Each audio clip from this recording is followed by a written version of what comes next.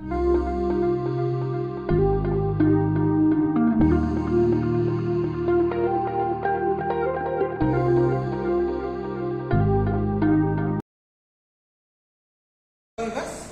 back to my channel. So in today's class we will be learning about the two important topics of biology which led to the discovery of many new mechanisms. So the topic is gene regulation and lac operon concept.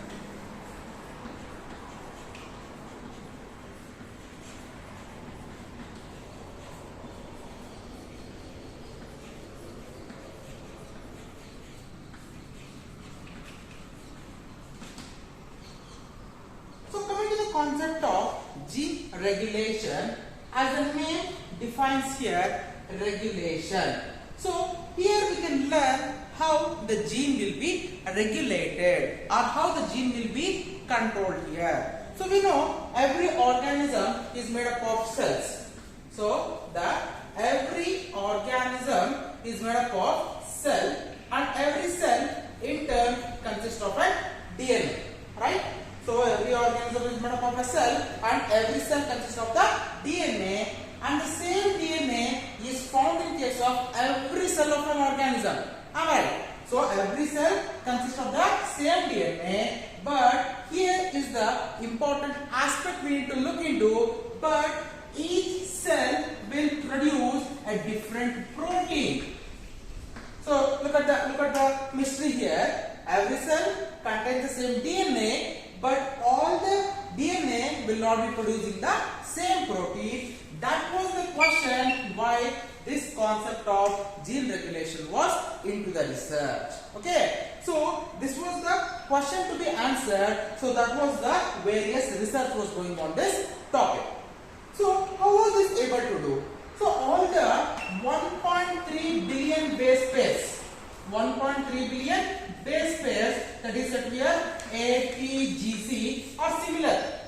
Every single DNA will be having the same these 1.3 billion base pairs, even though they are able to produce various proteins. Then there was a theory put forth to explain this concept of gene regulation in case of an E. coli bacteria. So E. coli bacteria is a very common example we take in case of various aspects. So even this lac operon was well explained with the help of the E. coli bacteria. So in case of an E. coli bacteria, we have got a mechanism when there is a presence of lactose and there is an absence of lactose. With the help of the same mechanism, we are trying to explain the lac operon concept. So as I said, the lac operon concept. Before understanding the lac operon concept, these are the basics we need to understand. See, every organism consists of various genes, and they are categorized into two categories, namely the structural genes as well as the regulator genes. Okay, the function of structural genes is to undergo transcription, followed by translation, that is the synthesis of proteins. That is the function of your structural genes here, whereas the regulator genes are responsible for regulating the function of the structural genes. That means when they should be produced, what amounts of protein need to be produced, everything will be controlled with the help of the regulator genes. Like let me give an example. An organism consists of various cells which are coding for the various proteins here. Like for the production of a particular chemical, we require a particular protein. In the same way, here every cell will be having a different protein that need to be produced during the prescribed time only, not every time or not always. Okay, so that regulation, when the protein need to be produced, how much of protein need to be produced, everything will be regulated or controlled with the help of the regulator gene. So with this understanding, we can get into the topic of your lac operon. So just look into here. So in case of lac operon, everything says similar. I'm just going to rub the names. So in case of lac operon, it's been explained in case of an prokaryote, that is an E. coli bacteria. E. coli bacteria. So everything I'm explaining right now is concerned with the E. coli bacteria. So these three genes, as I said, they are the structural genes and they are respectively coding for the particular proteins like beta galactosidase,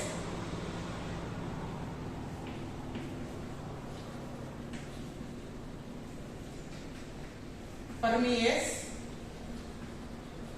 and transacetylase. So these three structural genes are responsible for production of the respective proteins like the beta galactosidase, permease and transacetylase. So if this has to be produced, as I said, these genes will play an important role. Here, these regulator genes, this I is said to be the inducer. It is said to be the inducer, and this will produce a mRNA, which in turn produces a repressor protein. This in turn produces a repressor protein, which will follow and bind with that of the operator region. This will bind with that of an operator region here. So once this repressor protein is binding with that of the operator site here, this leads for the blockage. This leads for the blockage where the RNA polymerase will not be able to produce any kind of proteins here. Okay. So once this repressor protein binds with that of the operator region, this will block the production of all these proteins here. So this can be explained in two cases. One is the switch on mechanism and next one is the switch off mechanism. Okay. So a switch on mechanism can also be called as the lactose presence, and this can be called as the lactose absence. Okay. So the switch off mechanism is occurring in the presence of lactose. Switch off mechanism is in the absence of lactose. So you can understand here that lactose will play an important role in regulating the gene action in case of your E. coli bacteria. In the same way, in the higher level organisms, we will have the various inhibitors or the introducers for the various actions for the production of your genes here. Okay. So in case of the E. coli bacteria, switch on mechanism in the presence of lactose. So what happens? So when the lactose is introduced into the medium,